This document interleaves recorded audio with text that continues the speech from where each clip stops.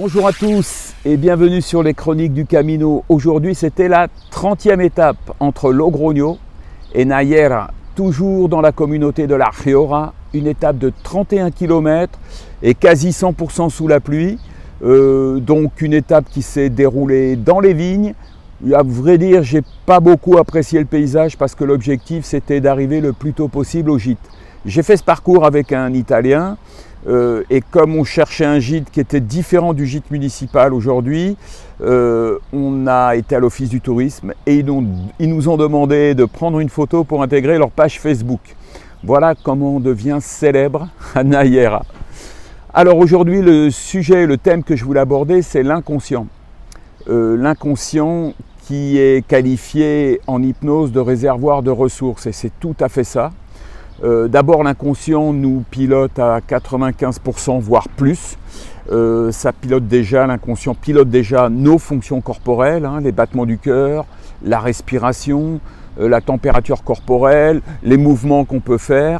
Et puis, c'est une partie de nous qui apprend et qui enregistre nos apprentissages. Et de ces apprentissages, on va en déduire des comportements. C'est la raison pour laquelle en hypnose, on intervient sur l'inconscient pour changer des comportements quand une personne nous le demande. Alors, comment se programme l'inconscient ? Eh bien, tout simplement en apprenant des choses et en les répétant sans cesse.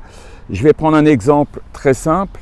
La première fois que vous montez dans une voiture pour conduire, eh bien, on regarde à peu près tout, vous regardez à peu près tout, le volant, l'emplacement des clés, on positionne le rétroviseur, on regarde le pare-soleil, où sont les pédales, etc. Et fur et à mesure qu'on apprend à conduire, eh bien, ça devient un automatisme. Et ça, c'est enregistré dans l'inconscient. C'est la raison pour laquelle, de temps en temps, vous conduisez, vous êtes en train de rêver, il y a un feu rouge et vous vous arrêtez quand même. L'inconscient a pris le relais sur des fonctions essentielles de votre comportement, je vais dire. Voilà. Alors, c'est la raison aussi pour laquelle je dis souvent aux gens qui viennent me voir en cabinet qu'il ne faut pas confondre les fonctions de l'inconscient et les lois, parce qu'on se rend souvent coupable. Or, on n'est pas coupable de ce que l'on fait à partir des comportements qu'on a dans notre inconscient.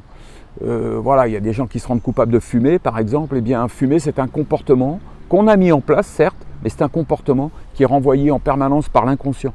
Et si on n'y fait rien, c'est parfois difficile de modifier ces comportements. Encore une fois, c'est la raison pour laquelle des personnes viennent voir des hypnothérapeutes, par exemple, pour pouvoir changer de comportement. Puisque dans une séance d'hypnose, l'approche, c'est de conduire la personne sous état d'hypnose et de venir, entre guillemets, discuter avec son inconscient pour changer des comportements. Voilà, alors, l'inconscient, encore une fois, c'est un réservoir de ressources énorme. Tout se fait pratiquement grâce et dans l'inconscient. La partie consciente, elle est plutôt là pour prendre des décisions. C'est plutôt la partie qui est temps réel dans ce qu'on fait au quotidien. Et l'inconscient, c'est tout le reste.